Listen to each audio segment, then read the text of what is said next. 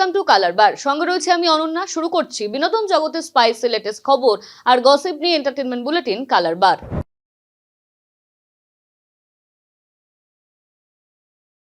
হনুমান জয়ন্তীতে রঘুনন্দন বেশে চমক দিলেন রণবীর কাপুর। হরধনু হাতে রাম রণবীর রামায়ণের হাই ভোল্টেজ টিজারে কাঁপছে বলিউড।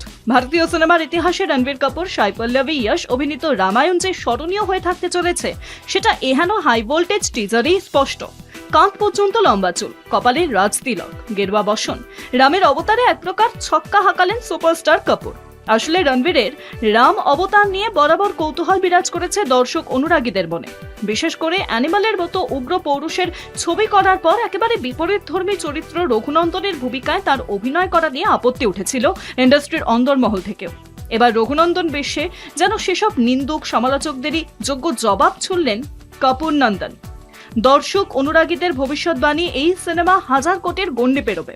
কেউ বা আবার রণবীর সিং এর ধুরন্ধর ফ্র্যাঞ্চাইজিকে টেক্কা দেওয়ার ভবিষ্যৎবাণী করলেন। দিলদরিয়া, নবাব কোল্লা, ক্যারিয়ারের একাদশকেও পেরোয়নি, তাতেই একাধিক হিট ফিল্ম উপহার দিয়েছেন সারা আলী খান। যদিও কোভিড পরবর্তী অধ্যায় বলিউডের পিচে সেভাবে ব্যাটিং করতে পারছেন না, তবে নবাব কন্যাকে নিয়ে অনুরাগীদের উন্মাদনা কিন্তু বিন্দুমাত্র ভাটা পড়েনি।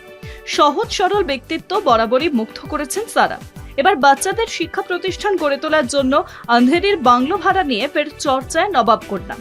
পশ্চিম আন্ধেরিতে সারা আলী খানের এক পিল্লাই আকৃতির বাংলো রয়েছে। সেই বসত বাড়িতে এবার খালি করে দিলেন স্কুলের পঠন পাঠনের জন্য। বলিউড মাধ্যম সূত্রে খবর, আগামী 5 বছরের জন্য প্রোডিজি মন্টেসরি ইন্ডিয়ান প্রাইভেট লিমিটেডের হাতে সেই বাংলো তুলে দিয়েছেন অভিনেত্রী, যা কিনা এবার থেকে শিশুদের শিক্ষা প্রতিষ্ঠান হিসেবে ব্যবহার করা হবে। বাংলোটির ঠিকানা ওল্ড লোখান্দওয়ালা কমপ্লেক্সের বেলস্কট কোঅপারেটিভ হাউজিং সোসাইটি। জানা গিয়েছে গত 27 মার্চ শৈশবদের মাধ্যমে সেই বাংলো 5 বছরের জন্য এক শিক্ষা প্রতিষ্ঠানের হাতে তুলে দিয়েছেন সারা। ফের দুঃসংবাদ টলিপাড়ায়। চিরঘুমের দেশে পাড়ি দিলেন বেরিপ্তা চক্রবর্তী ও সুদীপ্তা চক্রবর্তীর মা দীপালি চক্রবর্তী। দিন কয়েক ধরেই দক্ষিণ কলকাতার এক বেসরকারি হাসপাতালে চিকিৎসাধীন ছিলেন অভিনেত্রীর মা।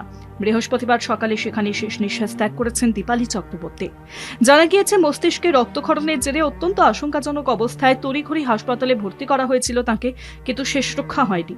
বেরিপ্তা সুদীপ্তা একজন নাট্যকর্মী, সেই সঙ্গে টলিপাড়ার একজন জনপ্রিয় অভিনেত্রীও। বাবা বিপ্লব কেতন চক্রবর্তী ছিলেন নাট্য দুনিয়ার অন্যতম খ্যাতনামা ব্যক্তিত্ব। মা দীপালি চক্রবর্তী একজন দক্ষ নৃত্যশিল্পী ছিলেন। 2018 সালে প্রয়াত হন বিপ্লব চক্রবর্তী। এবার মাকে হারালেন বেরিপ্তা ও সুদীপ্তা। মাকে যে এত মানুষ ভালোবাসতেন, গত দুদিনে প্রায় আইসিইউতে ছিলেন, প্রায় শতাধিক লোক দেখে গেছে। আমাদের স্পেশাল পারমিশন করা হয়েছিল। আমরা তার মা বেঁচে থেকে তারা বুঝতে পারি যে এত মানুষ অন্তর থেকে। সবাই আমাদের এটাই বলেছে, কেউ তোমরা কেঁদো না। দীপালিদি সারাক্ষণ হাসতেন, তোমরা হেসে তোমরা সেলিব্রেট করো। দীপালিদির ওই বড় এটা ছিল ল্যান্ডমার্ক, সুন্দর টিপ। এখন সাইজটা একটু ছোট করছে না, বড় টিপ সাজবো, যার বয়স হচ্ছে বলে এটাই হাতে করে নিয়ে ঘুরছে যে কখন মায়ের কপালে এইগুলো করে।